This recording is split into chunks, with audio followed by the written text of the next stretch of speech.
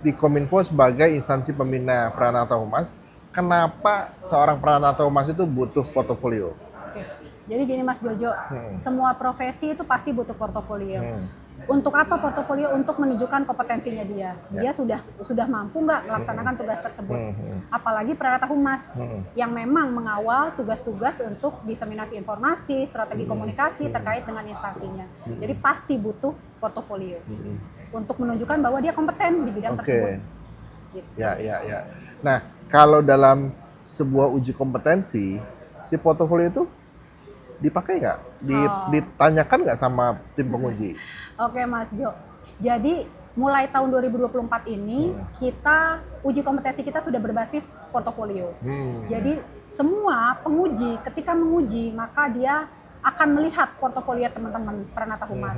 Tetapi perlu diingat portofolio yang digunakan itu sesuai dengan jenjangnya atau enggak. Karena seseorang itu Pranata Humas itu belum tentu dia mungkin bisa bekerja, tetapi belum tentu dia berkinerja. Kinerjanya dilihat dari apa? Dari portofolionya, sesuai dengan jenjang jabatannya. Jadi masing-masing jenjang Pratama, Muda, Madya itu punya portofolionya sendiri-sendiri ya. Ahli Madya yang ahli Muda mau ke Madya harus punya portofolio ke Madya. Yang dari pertama mau ke Muda harus punya portofolio Muda. Gitu. Jadi portofolio yang ada di depannya ya. Betul. Di jenjang yang di atasnya dia yang dia mau kejar. Betul. Karena itu yang akan diuji. Betul, itu yang akan diuji. Jadi syaratnya apa sih untuk ikut uji Prahum? Uji kompetensi itu yang pertama, yang paling umum tuh ya Mas, itu adalah formasi dulu.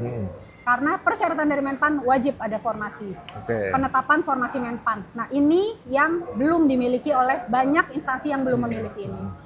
Baru kemudian kedua ya standar SKP, SKPNS, SKP CPNS, semuanya itu bisa dilihat di surat edaran Dirjen. Saat ini kami lagi nyusun keputusan Menteri untuk pedoman uji kompetensi yang baru sesuai dengan PM-PAN 17 tahun 2023. Jadi sebenarnya banyak teman-teman di Pranata Humas merasa kok saya lama banget ya dipanggilnya sama Kominfo untuk ikut uji kom. Nah itu sebenarnya ada proses yang mereka miss atau memang ada antrian, Mbak?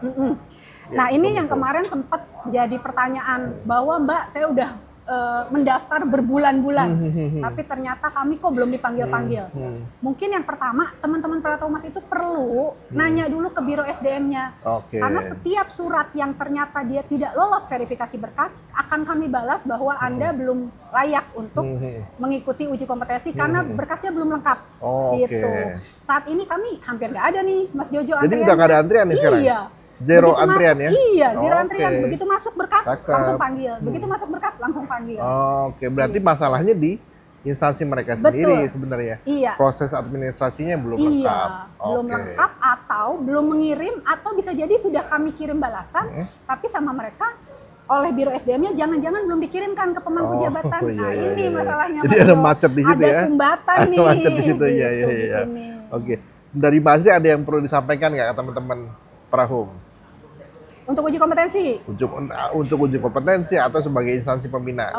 Sebagai instansi pembina, saat ini instansi pembina itu sebagai learning center, sebagai kita lebih mengutamakan yang pertama adalah karir, yang kedua adalah kompetensi.